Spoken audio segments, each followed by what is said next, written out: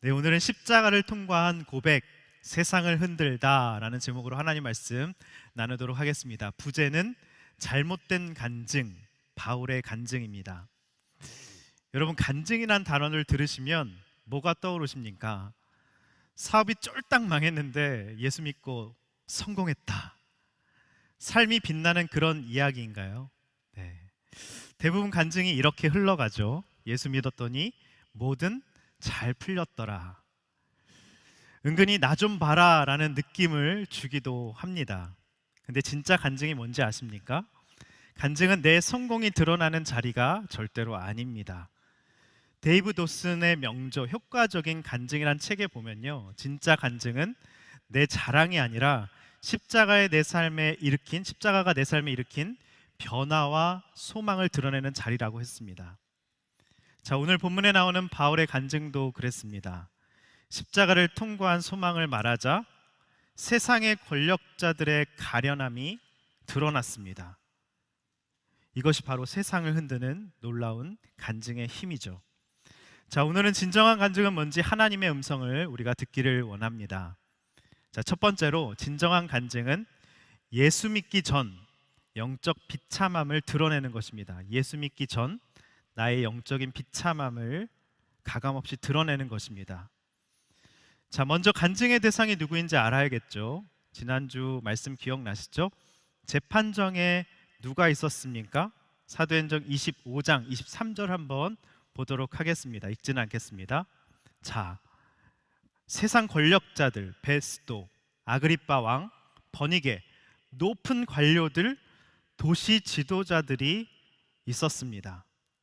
세상의 힘과 권력을 가진 사람들 앞에 바울이 오늘도 당당히 선 것입니다. 여러분, 간증할 때 태도와 자세가 굉장히 중요합니다. 첫 번째로 간증의 태도를 볼 텐데요, 바울은 어땠습니까? 자, 1절을 보면요, 한번 읽어보도록 하겠습니다. 1절 띄워주시기 바랍니다. 시작. 그때 아그리빠가 바울에게 말했습니다. 내 자신을 위해 변호할 것을 허락하노라. 그러자 바울은 손을 들어 변호를 시작했습니다. 손을 들어. 자, 바울은 세상의 위험이 가득한 재판정에서 전혀 당황하지 않습니다. 당당하게 들어와서 손을 들어 하나님을 먼저 예배하고 기도하고 당당히 간증을 시작한다는 것이죠. 자, 또 2절을 보니까요, 마지막에 보면 띄워주세요. 다행히 여긴다. 변호하게 된 것을 다행히 여긴다라고 말씀하고 있죠. 변호할 기회를 생겨서 다행스럽게 여긴다, 그런 뜻이 아닙니다. 자, 영어 번역이 조금 더 정확합니다. I consider myself fortunate. 그러니까 나 자신을 복되다라고 여겼다는 것입니다. 자, 우리가 팔복 중에서 의를 위해 박해받는 자는 복이 있나니 천국이 그들의 것이라고 하지 않았습니까? 내가 이렇게 예수 그리스도를 간증할 수 있는 것이, 이 핍박을 받고 모함을 받고, 하지만 그것을 통해서 변호할 수 있는 것이 복입니다. 팔복을 소유한 인생입니다 라고 당당히 말했다는 것이죠. 자, 그런데 바울은 예수 믿기 전에 어떤 모습이었습니까? 자, 어린 시절을 볼까요? 자, 4절 5절을 한번 띄워주시기 바랍니다. 자, 말씀해 보니까 바울은 고향 다소에서 그리고 예루살렘에 유학을 와서, 가말리엘의 문화생으로 유학을 왔습니다. 예루살렘에 상경을 한 것이죠. 어떻게 살았는지 말하고 있습니다. 그러면서 어린 시절에 어떻게 살았다고 합니까? 바리새파 사람으로서 5절에 보면 굉장히 엄격하게 살았다고 말하고 있죠.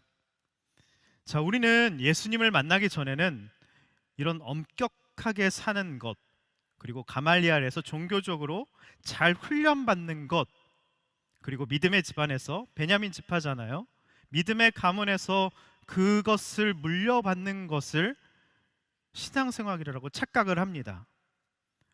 어느 유명한 교회에 소속됐는가, 몇 대째 믿음의 가문인가, 모태신앙인가, 그리고 얼마나 엄격하게 말씀대로 율법대로 잘 살아가고 있는지, 이게 신앙의 전부라고 생각하죠.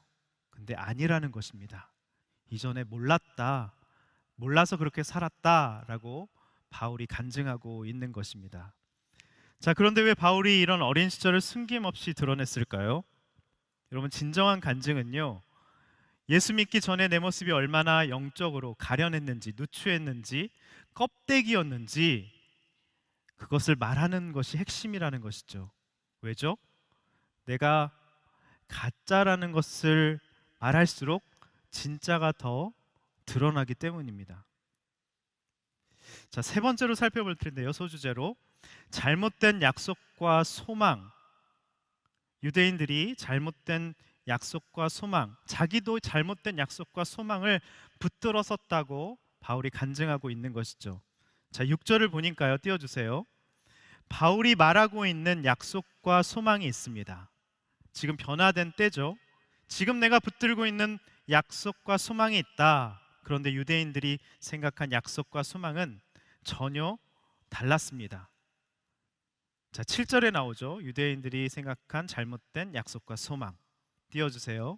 한번 읽어보도록 하겠습니다. 시작. 이것은 우리 12지파가 밤낮으로 하나님을 열심히 섬기면서 이루어지기를 바라던 바로 그 약속입니다. 자, 바리새파의 엄격한 삶을 살면서 밤낮으로 하나님을 열심히 섬기면서 이루어지기를 바라던 바로 약속이 뭐였을까요? 유대인들이. 그들은 구약에 예언된 약속, 메시아 약속, 정치적 메시아를 바랬습니다. 자신들을 로마로부터 구원해줄, 해방시켜줄 정치적 메시아. 그래서 잘 먹고 잘 살게 해줄, 부유하게 만들어줄 메시아를 바랬던 것이죠. 그런데 바울이 전한 메시아는 8절 띄워주세요. 어떤 메시아입니까? 십자가에서 죽으신 무력한 예수였습니다. 그래서 유대인들은 바울을 고소하고 죽이려고 한 것이죠. 네가 말한 메시아는 우리가 바라던 메시아와 달라. 아니야. 그런 것이죠. 왜냐하면 그들의 메시아 상과 바울이 제시한 십자가에 달려 돌아가신 무력한 예수와는 전혀 달랐기 때문입니다. 근데 그분이 하나님의 아들이라고 하고 부활하셨다는 사실이 그래서 더 안 믿어졌던 것이죠. 여러분께 묻겠습니다. 여러분이 바라시는 메시아는 어떤 모습이십니까? 성공시켜 주실 메시아, 결혼시켜 줄 메시아, 돈 많이 벌게 해줄 메시아. 그런데 우리가 왜 인생이 힘들어집니까? 오늘 들어오기 전에 한 지체를 만났는데 원하는 직장에 안 되고 너무 상심을 했습니다. 그래서 교회를 떠나려고 했대요. 여러분, 왜 원하는 게 안 되면 교회를 떠나려고 하십니까? 고난은 축복인데. 그러면서 엄청난 위로를 주셨대요. 그러면서 이번에 콜링을 받고, 그래서 제가 시편 139편을 읽어보라고 했습니다. 내가 바다 끝에 거해도 하나님은 칼을 물고 쫓아오십니다. 너 이놈의 자식, 넌 내 자녀야. 쫓아오신다는 것이죠. 여러분, 우리가 생각하는 메시아가 상이 있기 때문에 그걸 이루시지 않으면 삐지고 떠나고 신앙을 버리는 것입니다. 잘못된 메시아 상이 있기 때문이죠. 자, 이제 바울은 9절 11절에서 예수님 믿기 전 청년 시절을 간증하고 있어요. 지금까지는 어린 시절, 자기가 어떻게 자랐는지, 이제부터는 청년 시절을 간증하고 있습니다. 여러분, 이렇게 여러분 어린 시절을 간증하셔야 됩니다. 내가 모태신앙으로 자랐지만 껍데기 신앙이었다. 그리고 믿음의 몇 대 선이고 모태신앙이었지만 내가 껍데기, 잘못된 연심으로 하나님을 섬겼다라고 이렇게 간증할 수 있어야 된다는 것이죠. 자, 이제 9절 11절에서 청년 시절을 간증하고 있습니다. 자, 특징을 볼까요? 네 번째 소주제, 나도 그랬다. 나도 그랬다. 자, 9절 한번 읽어보도록 하겠습니다. 9절입니다. 시작. 저도 한때는 나사렛 예수의 이름을 반대하기 위해서라면 무엇이든 다해야 한다고 확신했던 사람입니다. 바울은 자신이 바리새파로서 가말리엘의 문화생으로서 자신이 배운 게 전부라고 생각을 했습니다. 파도가 찰싹찰싹거리는데 해변가에만 놀고 있으면서 아 좋다 시원하다 튜브 타고 놀고만 있는 겁니다. 저 심해가 있고 대양이 있는데 저 깊은 곳이 있는데 이게 다라고 생각했던 것이죠. 어린 신앙이었습니다. 여러분 항상 뭔가를 안다는 것은 기억하십시오. 내가 모른다는 것을 아는 것입니다. 하지만 바울은 그러지 않았죠. 자기가 다 안다. 나는 배울 만큼 배웠다. 최고의 엘리트 교육을 받았다라고 여겼습니다. 그래서 자기의 옳음을 증명하려고 했습니다. 나사렛 예수를 반대하기 위해서라면 무엇이든 했습니다. 자, 그래서 바울이 어떻게 행동한지 아십니까? 10절을 한번 읽어보도록 하겠습니다. 10절입니다. 시작. 제가 예루살렘에서 했던 일이 바로 그런 일입니다. 대제사장들의 권한을 받아 많은 성도들을 감옥에 가두었고 그들이 죽임을 당할 때 찬성했습니다. 저 어떻게 행동했습니까? 예수님을 대적하고 사람을 죽이는 일을 한 것입니다. 대제사장의 권한을 받아 압도적 지위를 가지고 성도들을 감옥에 가두고 그들이 죽임당하는 것을 마땅히 여겼습니다. 여러분에게 묻겠습니다. 여러분에게 허락된 하나님이 허락하신 압도적 지위와 권한은 무엇입니까? 그걸 가지고 여러분은 무엇을 하고 계십니까? 나에게 권한을 주셔서 감사합니다. 내가 저 사람 납작하게 만들어 놓겠습니다. 사람을 살리고 계십니까? 죽이고 계십니까? 자, 11절에 보면요, 바울은 회당들을 다니며 성도들을 한 번만 처벌한 것이 아니라 여러 번 완전히 납작하게 만들 때까지, 무한을 줄 때까지 처벌했다고 말씀하고 있습니다. 띄워주세요. 한 번으로는 직성이 안 풀리는 사람이었습니다. 내가 맞는 것을 저들이 인정하지 않아 격분한 나머지 다른 나라 도시까지도 찾아가서 11절 띄워주세요. 내가 맞고 당신들은 틀렸다는 결론이 나야 직성이 풀리는 사람이었습니다. 여러분, 요즘에 누군가에 대해서 격분이 막 올라오십니까? 한 번으로는 안 되고 내가 당한 만큼, 내가 옳다는 것을 입증하기 위해서 몇 번이고 무한을 주고 틀렸음을, 내가 옳고 당신이 틀렸음을 입증해야 직성이 풀리십니까? 굉장히 심각한 위기라는 것이죠. 아직 바울이 아니라 여러분은 사울이십니다. 거기에 머물러 계신다는 것이죠. 자, 그런데 바울은 왜 이렇게 자신의 수치스러운 과거를 낱낱이 다 드러내면서 고백하고 있는 것일까요? 자, 어거스틴이 이렇게 말했습니다. 고백록을 썼죠. 어거스틴이 이렇게 말했습니다. 나 자신의 수치스러운 과거를 낱낱이 고백한 이유는 단순히 과거를 폭로하려는 것이 아니라 나의 죄를 통해 하나님의 은혜가 더욱 빛나게 하려는 의도였다. 나와 같은 자도 변화시키셨으니 여러분도 얼마든지 하나님이 변화시킬 수 있음을 말하고자 한 것이라고 말했습니다. 여러분, 바울도 자기 어린 시절 껍데기와 같은 신앙, 청년 시절 어마무시하게 확신으로 다른 사람을 무한 주고 직성이 풀릴 때까지 납작하게 만들고 그런 모든 것들을 다 드러낸 이유는 나도 변했는데 당신도 변할 수 있다. 그죠? 그런 마음으로 이야기를 했다는 것이죠. 사랑이었습니다. 여러분, 아그리빠 왕 기억해 보십시오. 어떤 가계도가 있습니까? 헤롯 왕은 영아를 학살했죠. 예수가 왕으로 태어날 거라고 하니까. 헤롯 안티파스는 어떻게 했습니까? 세례 요한을 목을 잘랐습니다. 맞죠? 그리고 예수님을 신문했습니다. 아그리빠 1세는요, 베드로를 감옥에 가두고 야고보 사도를 죽여버렸습니다. 그러니까 다 예수와 관련된 집안이었어요. 예수 믿는 사람을 죽이고 영아를 학살하고 핍박하고 잔인하게 학살한 그런 집안이었다는 것이죠. 나도 똑같아. 나도 예수 믿는 사람 잡아 죽인 사람이었다. 나도 변했는데 당신 집안도, 당신도 변할 수 있다라고 얘기를 한 것이죠. 여러분, 그래서 간증은요, 그 사람에게 무한 주려고 나 잘남을 내세우면 안 됩니다. 나도 이런 죄인이었는데, 나도 변했는데 당신도 변할 수 있다라고 말하는 것이 진정한 간증이라는 것이죠.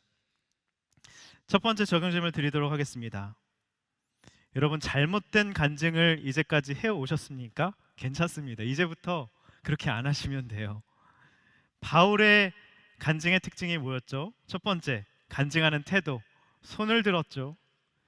그 위험으로, 세상 위험으로 가득한 곳에 전혀 위축되지 않고 손을 들고 예배하며 충만함으로 간증을 시작했습니다. 그리고 내가 이렇게 핍박받는 것이 복이다, 핍박받음을 복음의 기회로 사용했습니다. 그리고 예수 믿기 전 비참했던 자기의 껍데기와 같은 신앙, 어린 시절의 신앙, 청년 시절 믿는 사람을 박해하고 모질게 그렇게 자기의 권한을 가지고 사람을 뭉개뜨렸던 자기의 죄된 모습을 있는 모습 그대로 드러냈죠. 그리고 내가 바란 메시아는 정치적 메시아였다. 그리고 그렇지만 아그리빠를 보면서 정죄하고 비난한 것이 아니라 나도 그랬다, 나도 핍박했는데 변화받았다, 당신도 변화받을 수 있다, 이렇게 우리가 간증을 해야 된다는 것입니다. 자, 두 번째로 보겠습니다.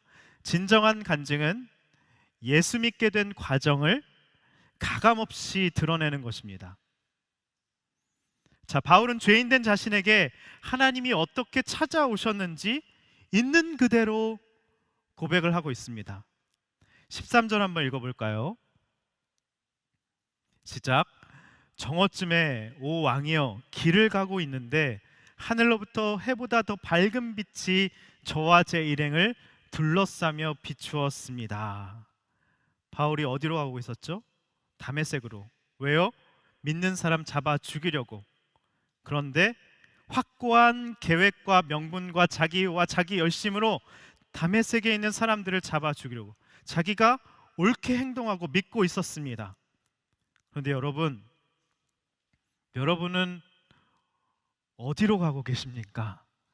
확고한 나의 뜻, 신념, 확신, 그리고 나의 의와 열심으로 어디를 향해 그렇게 열심히 달려가고 계십니까? 그걸 보시며 주님이 안타까워하시죠. 바울이 다메섹에 거의 도착했을 즈음이었어요. 우리도 내가 바라던 내 열심과 내 의와 내 확신으로 목표한 바에 거의 다 이르렀다고 여길 때가 있습니다. 이제 조금만 더 가면 돼, 다 이뤘어, 고지가 저 앞이야 생각하고 있는 바로 그 순간 하나님이 개입하십니다. 저도 이제 박사과정을 끝내고 교수 임용이 되면 돼, 내 인생 파라다이스 펼쳐질 거야, 나의 노력한 보상이 이루어질 거야. 근데 바로 그 즉시 코로나가 터졌죠.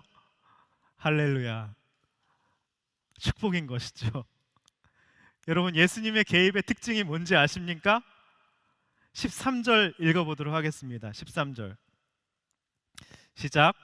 정오쯤에 오 왕이여, 길을 가고 있는데 하늘로부터 해보다 더 밝은 빛이 저와 제 일행을 둘러싸며 비추었습니다. 자, 두 가지 특징이 있습니다. 갑자기예요.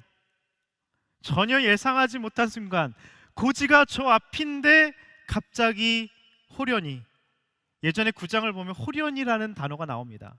다른 성경에는 갑자기예요. 고꾸라지는 사건으로 찾아오시죠. 사업 실패, 실연, 이직 실패, 낙방, 유학의 막힘. 조금만 더 가면 될 텐데 갑자기 막으시죠. 꼬꾸라뜨리십니다. 여러분 인생에 호련히 찾아오는 사건은요, 사랑입니다. 여러분을 만나기 위한 하나님의 애절한 사랑의 표현인 것이죠. 믿으시기 바랍니다. 할렐루야. 아멘. 두 번째 특징, 해보다 더 밝은 빛. 여러분, 해보다 더 밝은 빛을 경험해 보셨습니까? 태초에 빛이 있으라 하시니 빛이 있었고 나중에 해가 만들어졌잖아요. 영혼의 빛, 우리를 뚫고 들어오시는 그 말씀의 빛을 말하는 것이죠. 이 땅의 경험과 능력으로는 절대 알 수 없는 하늘의 차원이 있다는 것입니다. 불가항력적인 주님의 개입이 하늘로부터 그 순간 뚫고 들어와서 눈이 멀었습니다.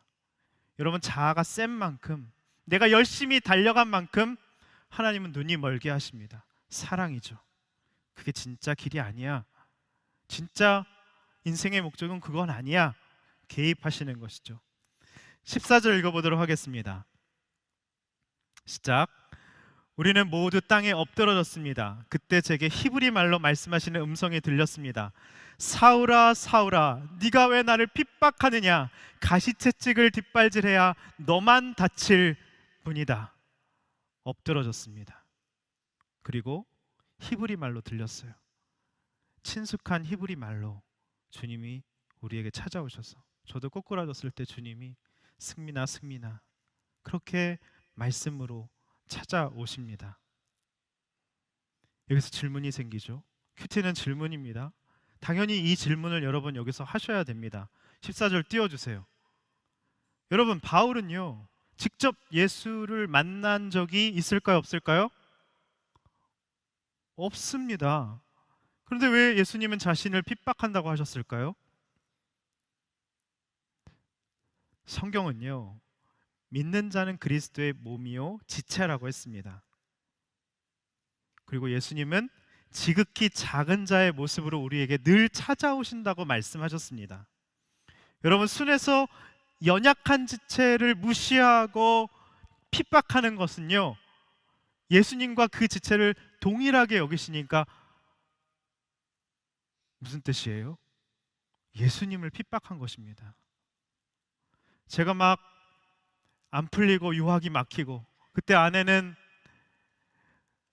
비자가 리젝돼서 감사 헌금을 했다고 했잖아요. 제가 너무 아내가 미웠습니다. 그래서 아내를 핍박했습니다. 그럼 아내를 핍박하면 예수님을 핍박한 거예요. 이런 뜻입니다. 두 번 불렀죠, 이름을. 여러분, 성경에서 이름을 두 번 부른 사람이 누군지 아세요? 3명 있습니다. 맞히는 분에게 쿠폰을 드리도록 하겠습니다. 손을 들고 맞춰주세요. 네, 마르다 맞았어요. 2명 더. 크게 말해주세요. 사울, 두 번째도 맞았어요. 한 명만 더 얘기하시면 됩니다. 네? 시몬이 베드로잖아요. 마르다, 사울, 시몬. 아무도 안 계시네요. 돈 굳었습니다. 감사합니다. 특징이 뭐예요? 자기애가 강한 사람, 승부욕이 강한 사람입니다. 시몬은 베드로에게는 시몬아 시몬아 사탄아 물러가라고 했어요. 마르다야, 왜 이렇게 일로 바쁘니? 그러면서 마리아를 왜 이렇게 못 살게 구니? 사울도 자기애가 충천한 사람이었지. 2번 부르셨어요. 여러분의 이름을 2번 부를 것 같으세요? 1번 부를 것 같으세요? 나눠보세요. 옆 사람과. 2번, 난 1번. 이렇게 하면 안 돼. 싸움 납니다. 네, 우리 다 2번. 네, 인정하면 됩니다. 네. 여러분, 가시채찍을 뒷발질해 봐야 나만 힘들 뿐이죠. 무슨 뜻입니까? 당시에는 소가 말을 듣지 않을 때 가시가 달린 막대로 주인이 찔렀습니다. 근데 아프니까 아이씨 하면서 뒷발질을 하는 거예요. 그럼 주인이 어떻게 해요? 여러분, 제가 겸손과 온유를 말씀드렸잖아요. 겸손은요, 입에 재갈을 물리고 코에 고삐를 뚫다라는 뜻입니다. 그래서 주인이 원하는 대로 그 짐승을 억어한다는 뜻이에요. 그러니까 반항할수록 더 아픈 것이죠. 여러분, 왜 이렇게 자신을 아프게 하세요? 왜 이렇게 반항하세요? 여러분 그만 자신을 아프게 하시기 바랍니다. 주님은 내가 나 자신을 자책하고 상처내고 다른 사람을 날선 모습으로 대하는 걸 보시면서 마음 아파하세요. 자, 그렇다면 이렇게 주님의 개입이 있을 때 우리가 어떻게 반응해야 될까요? 자, 주님의 개입이 이렇게 있었잖아요. 어떻게 우리가 반응해야 될까요? 자, 우리의 반응을 살펴보도록 하겠습니다. 15절 한번 읽어보도록 하겠습니다. 시작. 그래서 제가 물었습니다. 주여 당신은 누구십니까? 그러자 주께서 대답하셨습니다. 나는 네가 핍박하는 예수다. 여러분, 반응은요 묻는 것입니다. 주님, 호련히 눈이 멀고 엎드러졌잖아요. 꼬꾸라졌잖아요. 그럼 물어야 됩니다. 여러분 인생 가운데 경제적 고난이 오고 갇힌 환경이 없고 시련이 오고 이직에 실패하고 엎드러지는 사건은 하나님의 사랑의 메시지라고 했죠. 그럼 물어야죠. 교회 떠나지 마시고 물으세요. 어떻게 물어야 되죠? 주님, 당신은 누구십니까? 왜 이런 사건을 저에게 허락해 주시는 겁니까? 물어야죠. 여러분, 질문과 회의는 불신앙이 아닙니다. 내게 이런 상황을 허락하신 이유가 무엇인지 여러분 물어야 됩니다. 질문은 적극적인 신앙이에요. 그러면 주님께서 반드시 대답해 주시죠. 뭐라고 대답해 주십니까? 16절 다시 한번 띄워주세요. 16절입니다. 너 똑바로 섰으면 좋겠어. 똑바로 선다는 건요 자립신앙을 말하는 거죠. 이제까지 똑바로 선 줄 알았어요.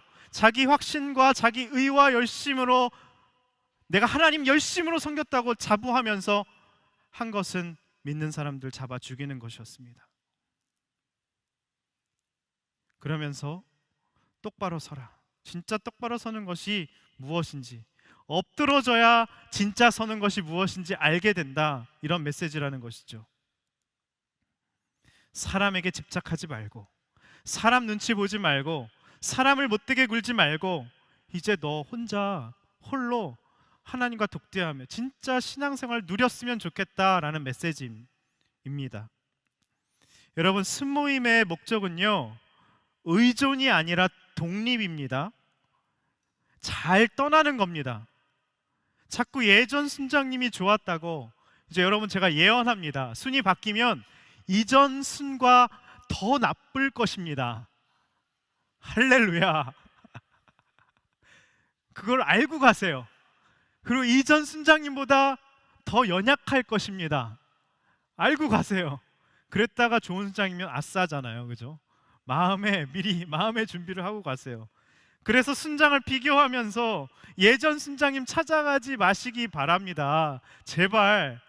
여러분, 양육의 목적은요 의존이 아니라 독립이에요. 자, 그리고 놀라운 말씀을 하시죠. 주님이 나타나신 목적에 대해서 이렇게 말씀하고 있습니다. 바울은 주님께 물었어요. 주님, 왜 제게 나타나신 것입니까? 그 목적이 16절에 나옵니다. 여러분을 부르신 목적이 16절에 명확하게 나와 있습니다. 여러분의 인생의 목적이 16절에 명확히 나와 있어요. 너무 중요한 말씀입니다. 다 같이 읽어보겠습니다. 시작. 이제 일어나 똑바로 서거라. 내가 내게 나타난 것은 너를 내 일꾼으로 삼아 네가 본 것과 앞으로 내가 내게 보여줄 것을 사람들에게 증언하도록 하기 위함이다. 아멘. 내가 너에게 나타난 것은 잘 먹고 잘 살게 해줄게, 성공하고 성취하고 돈 잘 벌게 해줄게 아니죠. 먼저 그의 나라 의를 구하면 이런 것들은 그냥 따라오는 것입니다. 자, 16절에 나오죠. 일꾼과 증인이라는 키워드 여러분 기억하십시오. 일꾼이란 헬라어는요 휘페레테스입니다. 아래라는 뜻의 휘페와 뱃사람이라는 레테스가 합쳐진 단어예요. 배 밑창에서 노조는 노예를 말하는 것이죠. 가장 천한 둘로스 노예를 말하는 것입니다. 평생 빛을 못 봅니다. 여러분 싫죠? 우리를 부르신 목적이 배 밑창에서 평생 쇠사슬에서 묶여가지고 종이 되라, 노예가 되라. 너무 싫으시죠? 근데 말씀은 이렇게 나와 있습니다. 갈라디아서 5장 13절, 얼마 전에 큐티했죠. 똑같은 말씀입니다. 이렇게 말하고 있어요. 한번 읽어보도록 하겠습니다. 시작. 형제들이여, 하나님은 여러분을 부르셔서 자유하게 하셨습니다. 그러나 그 자유를 육체의 만족을 위한 기회로 삼지 말고 도리어 사랑으로 서로 종노릇 하십시오.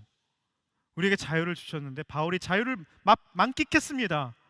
거기서 주님을 만나고 새로운 인생으로 피조물로 변화받았어요. 근데 사랑으로 종이 되기를 작정합니다. 여러분, 결혼하면요 행복할 것 같죠? 물론 행복합니다. 근데 사랑하기 때문에 아내의 종이 되는 거예요. 여러분, 아이가 태어나면 행복할 것 같죠? 물론 행복합니다. 근데 아이의 종이 되는 거예요. 인생은 그런 겁니다. 사랑하면 저절로 종이 될 수밖에 없어요. 자, 또 증인은 무슨 뜻일까요? 헬라어로 마르티스인데 순교자라는 뜻입니다. 세상이 듣기 싫어하지만 반드시 들어야 할 주님 말씀을 전하고 비난과 조롱을 달게 받는 사람이 증인입니다. 여러분 기억하세요. 인생의 목적이 노예가 아니라 왕이 되는 것이고, 예수님의 증인이 아니라 나를 드러내는, 나를 좀 뽐내고 빛나게 만드는 것이 여러분의 인생의 목적이라면 우리 신앙생활은 잘못돼도 한참 잘못됐다는 것이죠. 자, 그렇다면 일꾼과 증인으로 무엇을 하라는 것인가? 16절에 또 나와 있습니다. 항상 말씀을 잘 보십시오. 다시 띄워주세요. 일꾼과 증인으로서 뭘 어떻게 하래요? 본 것과 보여주실 것을 증언하기 위함이래요. 그런데 우리는 어떻습니까? 본 게 없으면서, 체험한 게 없으면서 본 척을 합니다. 그걸 뭐라고 하는지 아세요? 종교적 위선자, 가짜라고 말을 하는 것이죠. 여러분, 보여주실 것을 증언하려면 어떻게 해야 됩니까? 봐야죠. 봐야 증언하잖아요. 여러분, 보는 것은, 내가 주님을 맛보는 것은 큐티죠. 아침마다 주님을 맛보고 말씀을 맛보고 봐야 증언할 게 생깁니다. 저도 설교할 때 공부식으로 이렇게 적어가지고 지식적으로 전하는 게 아니에요. 제가 체험한 본 게 있어야 여러분에게 설교하고 증언하는 것이잖아요. 자, 이렇게 준비가 되면 주님이 우리를 누구에게 보내는지 아십니까?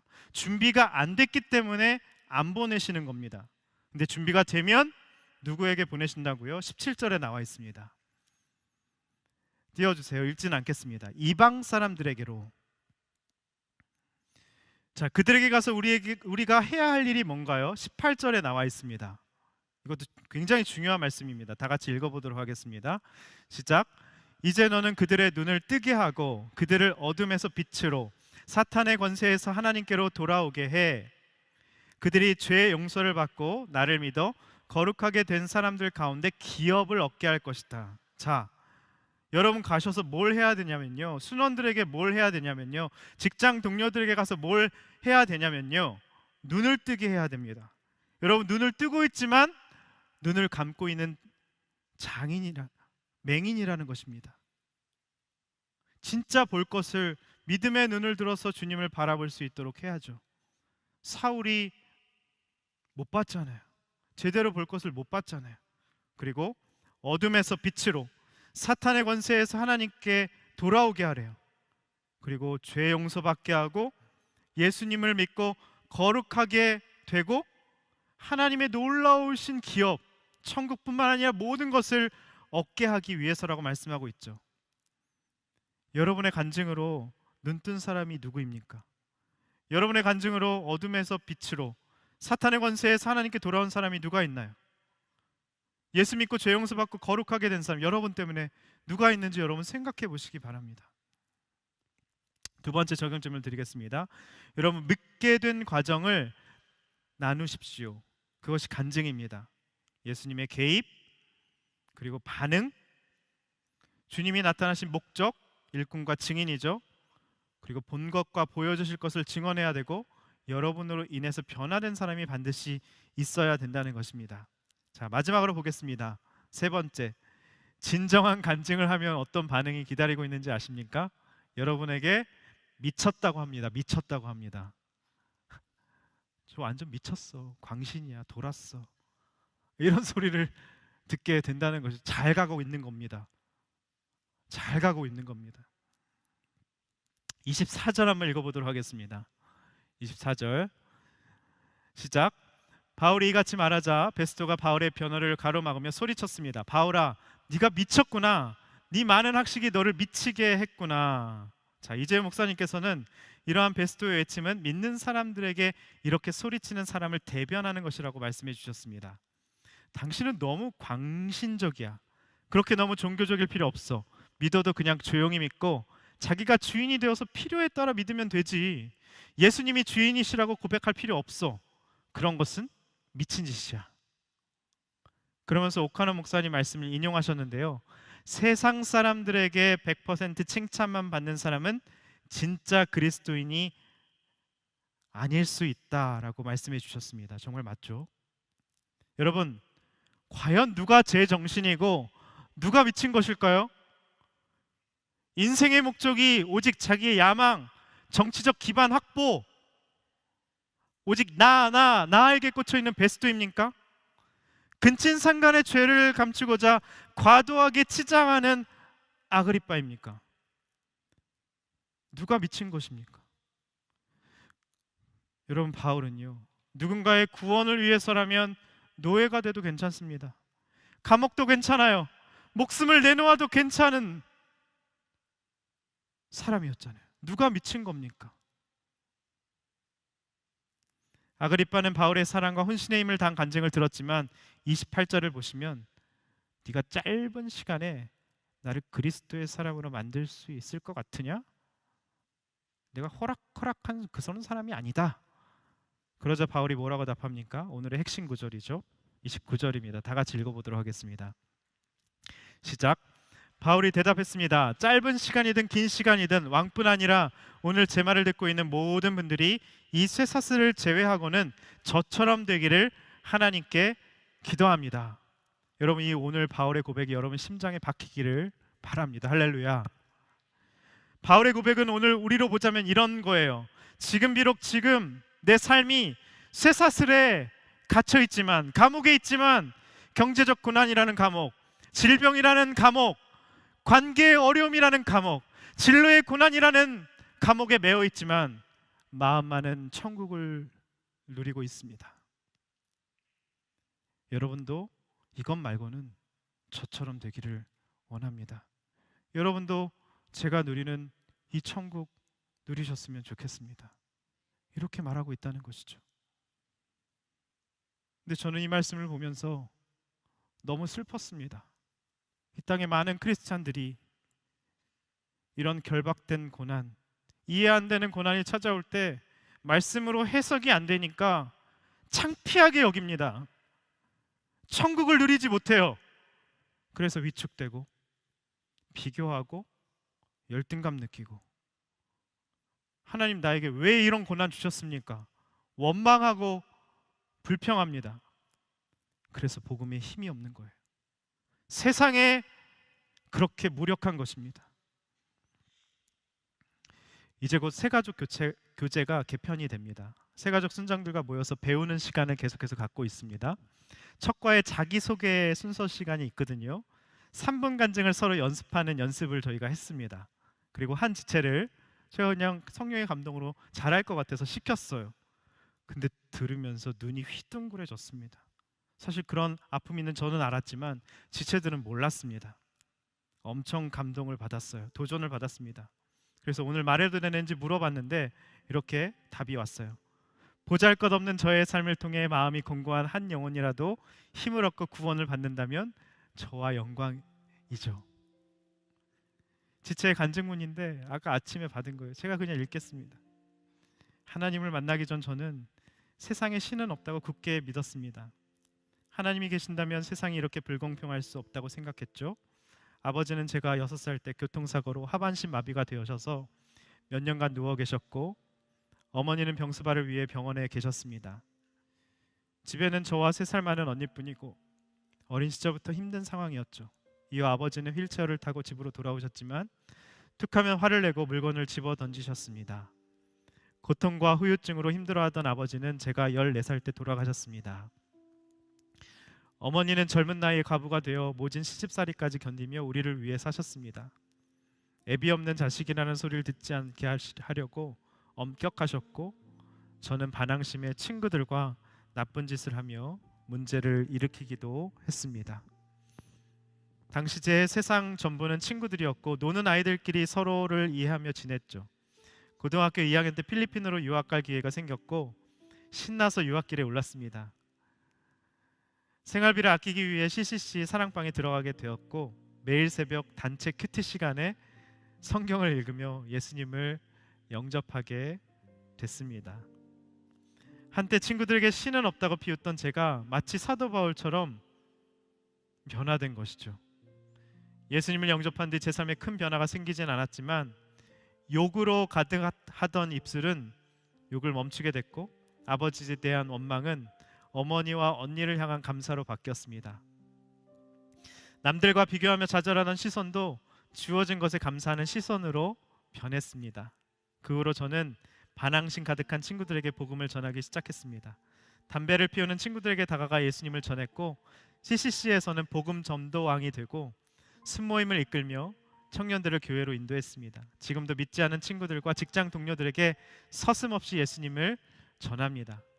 저 같은 죄인을 만나주신 하나님이 그들의 마음에도 다가와 주시리라 믿기 때문입니다. 너무 귀하죠. 여러분, 이 지체의 간증이야말로 오늘 바울의 간증입니다. 십자가를 통과한 간증인 것이죠. 여러분, 세상을 흔드는 간증입니다. 여러분에게도 이런 간증이 있기를 바랍니다. 오늘 이 시간 다 같이 일어나서 이 찬양 고백하겠습니다. 수많은 무리들 줄지어 주님을 보기 위해 따르네, 평범한 목수이신 주님 앞에 나아가오니 우리를 변화시켜 주시옵소서. 놀라운 간증으로 우리를 사용하여 주시옵소서. 다 같이 고백하겠습니다.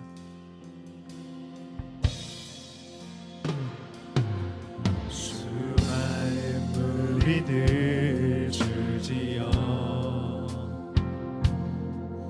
그분을 보기 위해 따르네,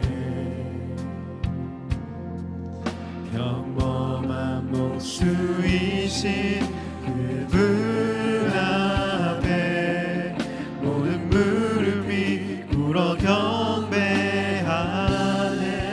모든 문제들 하나하나,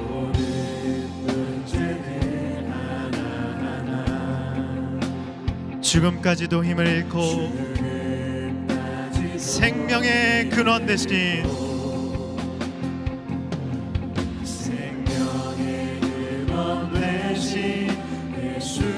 모든 권세들 굴복하게 하여 주시옵소서. 우리 다 같이 예수 이름 높이며 찬양합시다.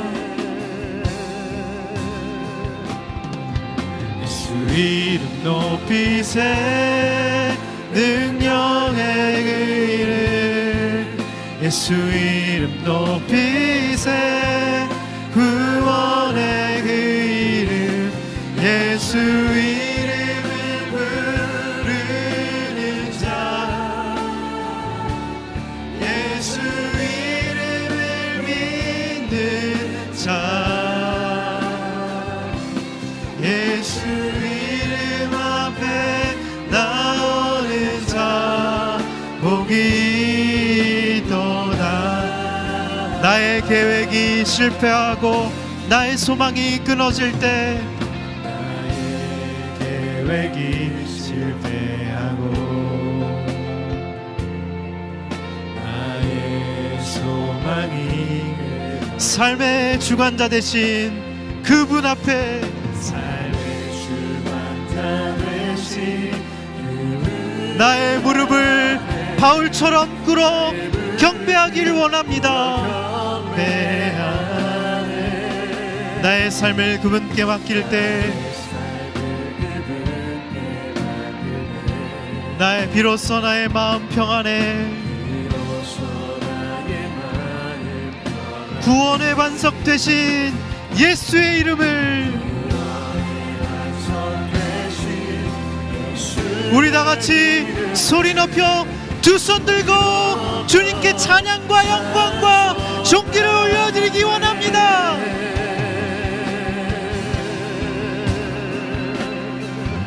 주 이름 높이세 능력의 그 이름 예수 이름 높이세 구원의 그 이름 예수 이름을 믿는 자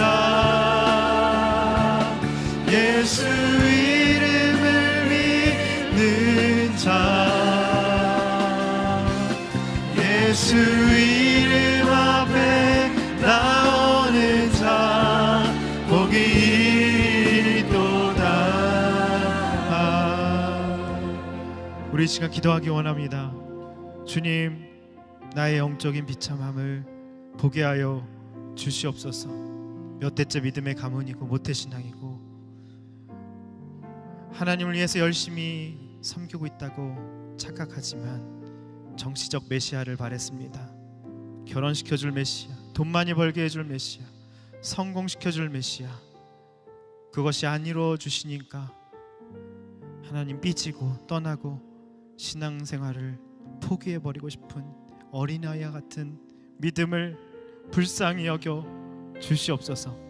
내가 배운 게 전부라고 생각하며 다 안다고 생각하며 사울처럼 나의 옳음을 증명하기 위해서 예수를 반대하며 십자가에 달려 무력한 예수를 천히 여기는 나의 죄성을 하나님 나의 완악함을 이 시간 회개합니다. 하나님 아버지, 나에게 주신 지위와 경제력과 권한을 가지고 나처럼 되라며 사람을 무시하고 죽이는 하나님 교만한 인생이었습니다. 하나님, 내가 맞다는 것을 인정하기 위해서 하나님 몇 번이나 다른 사람에게 무안을 주고 틀렸음을 입증해야 직성이 풀리는 어린 신앙이었습니다. 이제는 그런 어린 신앙을 탈피하게 하여 주시옵소서. 믿음의 성장과 하나님 호련히 갑자기 비춰주시며 나를 찾아오시고 불가항력적인 은혜로 우리를 뚫고 들어오시는 예수 그리스도를 만나게 하여 주시옵소서. 다같이 주여 한번 부르고 기도하겠습니다. 주여,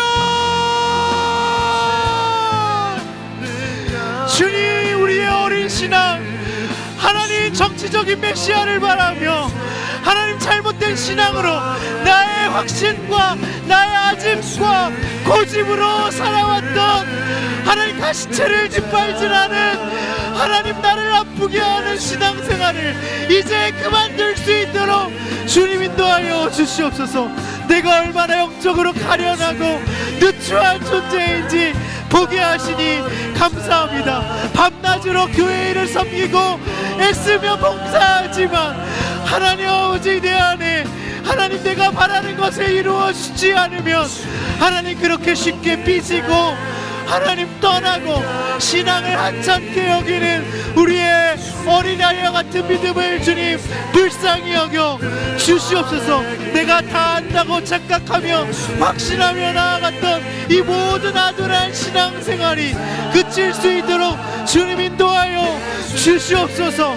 하나님, 누군가 나 때문에 하나님 화를 낼 때 하나님 그 사람을 무안 주고 하나님 틀렸음을 입증해야 직성이 풀리는 우리의 연약하고 아둔한 믿음을 주님 받고 주시고 주님 인도하여 주시옵소서. 주님, 우리가 새로워지게 하여 주시옵소서. 새로워지는 결단이 있을 수 있도록 주님 인도하여 주시옵소서. 우리 이 시간 주님이 여러분들을 부르십니다. 여러분의 인생에 내가 개입했다, 주님 오늘 말씀하십니다. 예상치 못한 순간 모든 걸 다 잃을 것 같았던 그 고지에서 꼬꾸라지는 사건으로 사업의 실패와 시련과 낙방과 질병의 아픔을 통해서 오늘 찾아오십니다. 그것이 너희를 향한 나의 사랑이라고 오늘 말씀하십니다. 하나님, 해보다 더 밝은 빛으로 우리 청년들의 어두운 마음을 밝혀 주시옵소서. 불강력적인 주님의 개입이 이 시간 있을지어다. 오늘 우리의 이름을 2번 불러 주시옵소서. 완악하고 질긴 우리의 교만함을 꺾어 주시옵소서.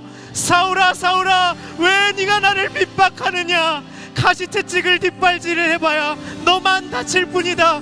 그만 너에게 자책하고 상처를 주며 하나님 그렇게 날선 모습으로 다른 사람을 대하지 말라라고 오늘 말씀하십니다. 이제 내게로 나오라. 하나님 주님께 오늘 물어보시기 바랍니다. 주님, 이 꼬꾸라지는 사건을 왜 주신 겁니까? 주님, 당신은 누구십니까? 질문과 회의는 불신앙이 아니라고 하셨습니다. 하나님, 이제 내가 똑바로 서기를 원합니다. 나를 일꾼과 증인으로 삼아 주시옵소서. 오늘 그러기를 작정하고 주님을 만나시기를 원하시는 분들은 가슴에 손을 얹으시길 바랍니다. 가슴에 손을 얹고 주님은 누구십니까? 호련히 밝은 빛으로 나를 찾아와 주시고 불가항력적인 은혜로 주님 나의 이름을 부르시며 이제 일꾼과 증인으로 거듭나서 주님께 쓰임받는 인생 될 수 있도록 인도하여 주시옵소서. 다같이 주여 한번 부르고 기도하겠습니다. 주여. 하나님, 주님 우리를 붙들어 주시옵소서. 하나님, 거꾸라지는 사건으로 하나님 우리를 만나기 위해 주님 우리의 인생에 개입하여 주시는 것 감사합니다. 해보다 더 밝은 빛으로 불가항력적인 주님의 개입으로 인도하여 주시옵소서. 우리의 모든 고집스러운 모습과 완악한 모습과 변하지 않은 질긴 모습들을 하나님께 드려 주시옵소서. 사울아 사울아, 네가 왜 나를 핍박하느냐? 가시채찍을 뒷발질을 해봐야 너만 다칠 뿐이다. 주님의 이 애타는 사랑의 외침이 들려질 수 있도록 주님 인도하여 주시옵소서. 더 이상 나 자신을 아프게 하지 않게 하여 주시고 자책하며 상처내며 날선 모습으로 다른 사람을 무시하고 짓밟지 않을 수 있도록 주님 인도하여 주시옵소서. 주여, 당신은 누구이십니까? 주여, 당신은 누구이십니까? 네가 핍박하는 예수라, 네가 핍박하는 예수라, 이 음성이 들려지게 하여 주시옵소서.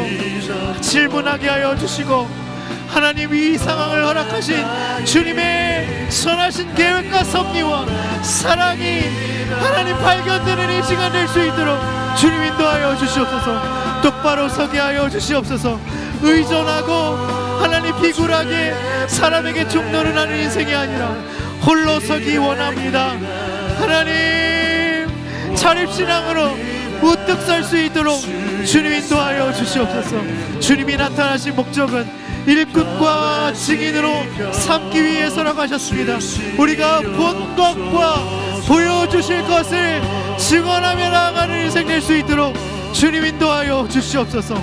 우리의 간증을 통하여서 눈을 뜨는 하나님 영혼들이 있게 하여 주시고 어둠에서 빛으로 사단의 권세에서 하나님께 돌아오는 영혼들이 하나님 생길 수 있도록 주님 인도하여 주시옵소서. 우리를 통하여서 하나님 많은 영혼들이 주님 앞으로 돌아오는 역사가 있게 하여 주시옵소서. 하나님 진정한 간증으로 사람을 살리며 나도 구원하셨다, 나도 핍박자고 나도 죄인이었는데 나도 구원받고 변화되었다, 너도 변화될 수 있다, 당당하게 복음을 전하는 하나님의 사람으로 삼아 주시옵소서. 주님 우리를 불쌍히 여겨 주시옵소서. 주님 붙들어 주시옵소서. 우리 시간 말씀을 기억하며 마지막으로 기도하기 원합니다. 이 바울의 놀라운 고백이 우리의 심장에 박히게 하여 주시옵소서. 오늘 제 말을 듣고 있는 모든 분들이 이 쇠사슬에 제외하고는 저처럼 되기를 하나님께 기도합니다. 하나님, 우리가 쇠사슬에 매어 있는, 감옥에 갇혀 있는 고난이 있습니다. 경제적 고난, 질병의 고난, 하나님 진로의 고난, 사방이 막힌 것 같은 고난이 있습니다. 하나님, 그래서 하나님, 우리의 마음이 아프고 눌리고 두려워 떱니다. 하지만 오늘 바울처럼 이 고난을 뛰어넘을 수 있는 놀라운 하나님의 그리스도의 십자가의 복음, 부활의 복음이 우리 마음판에 새겨지게 하여 주시옵소서. 그 모든 고난이 있을지라도 우리가 마음만은 천국을 누리고 있다는 모습을 많은 사람들에게, 가족들에게, 주위 친구들에게, 직장 동료들에게 보이는 인생 될 수 있도록 주님 인도하여 주시옵소서. 이런 결박된 고난으로 말미암아 이제 더 이상 위축되고 비교하며 창피하지 않고 원망하며 불평하는 인생이 아니라, 하나님, 이것 말고는 나처럼 되기를 원합니다. 천국을 누리는 인생 되게 해달라고, 또한 그렇게 천국을 하나님 전파하는 사람이 되게 해달라고 이 시간 주여 한번 부르고 기도하겠습니다. 주여, 주님, 천국을 누리는 인생 될 수 있도록 주님 인도하여 주시옵소서. 이 쇠사슬을 제외하고는 저처럼 되기를 하나님께 기도합니다. 우리가 하나님 여러 가지 막히고 어렵고 질병과 하나님 진로가 막히고 하나님 결혼이 되지 않고 시련의 아픔과 하나님 여러 가지 어려운 가족의 아픔으로 말미암아 갇힌 고난이 있더라도 이 놀라운 복음의 능력으로 말미암아 우리가 다시 한번 살아나고 하나님 놀라운 복음의 능력으로 하나님 천국의 생명을 전하는 하나님의 사람들 될 수 있도록 주님 인도하여 주시옵소서. 원망하고 불평하며 위축되고 고난을 창피하는 인생이 아니라 하나님 복음을 부끄러워하지 않노니 이 복음에는 하나님 구원을 주시는 하나님의 능력이 있다고 말씀해 주신 것처럼 다이너마이트 같은 폭발적인 능력이 하나님 우리 사랑하는 청년들의 인생을 하나님 붙잡아 주시옵소서. 붙들어 주시옵소서. 하나님 이 세상에 무력한 인생이 아니라 담대히 하나님을 전하며 복음을 전하며 하나님 우리들의 간증이 십자가를 통과한 간증으로 하나님 놀라운 바울의 간증으로 세상을 흔드는 간증으로 세상을 놀라게 하며 세상을 하나님 뒤흔들며 하나님 그리하여서 하나님 눈먼 자를 돌아오게 하고 하나님 어둠에서 빛으로 죄 용서와 하나님 예수님을 믿음으로 말미암아 거룩게 되는 놀라운 복음을 전하는 인생 될 수 있도록 주님 인도하여 주시옵소서. 하나님, 오늘 우리를 꼬꾸라뜨리심으로 우리의 영안을 밝히 열어주신 것 감사드립니다. 하나님, 우리의 인생에 호련히 찾아오는 여러 가지 낙방과 풀리지 않은 결혼과 경제적 고난, 이 모든 것들은 우리를 사랑하시기 위한 하나님이 놀라운 바울처럼 쓰시기 위한 하나님의 놀라운 섭리이자 사랑인 것이 우리 청년들의 마음판에 심겨지게 하여 주시옵소서. 해보다 더 밝은 빛으로 하늘의 차원으로 불가항력적인 그 놀라운 개입으로 오늘 우리의 사랑하는 청년들의 마음판에 복음의 능력이 뚫고 들어갈 수 있도록 인도하여 주시옵소서. 내가 복음을 부끄러워하지 아니오니 이 복음에는 하나님 구원을 주시는 하나님의 능력이 있다고 말씀해 주셨습니다. 다이너마이트 같은 폭발적인 능력으로 바울과 같이 하나님 일꾼과 증인으로서 하나님이 보여주신 것과 보여주실 것들을 증언하는 하나님의 복된 인생으로 삼아 주시옵소서. 하나님, 오늘 우리의 이름을 두 번 불러주셔서 감사합니다. 사울아 사울아 사울아 사울아, 너는 그렇게 살 사람이 아니다. 너는 이방인을 위해서 택한 나의 그릇이다. 복음을 전할 왕들 앞에서 많은 이방인들에게 복음을 전할 나의 그릇이다. 복음을 부끄러워하지 말라라고 오늘 주님 말씀하십니다. 더 이상 고난을 창피하게 여기지 말고 쇠사슬에 묶였지만 담대한 바울처럼 그렇게 복음을 담대하게 전하는 사랑하는 청년들 낼 수 있도록 주님 인도하여 주시옵소서. 이제 주님이 보이신 것과 보여주실 것들을 담대히 증언하며 세상이 미쳤다 하고 말할 때 내가 잘 가고 있구나, 제대로 가고 있구나 확신하며 나아가는 주님의 사람들 낼 수 있도록 인도하여 주시옵소서. 하나님, 오늘 그 청년의 간증처럼 우리도 바울의 간증, 십자가를 통과한 간증, 세상이 흔드는 간증으로 사람들을 놀래키며 그들의 가련함을 드러내고 주님으로 초청하고 눈먼 사람을 뜨게 하고 하나님, 사탄에 사로잡혀 있는 영혼들을 주님께로 인도하여 죄 용서와 놀라운 하나님의 복음과 거룩해 됨과 주님의 놀라운 기업들을, 상속들을 전하는 축복된 인생이 될 수 있도록 주님 인도하여 주시옵소서. 감사드리오며 예수님의 이름으로 기도드립니다. 아멘.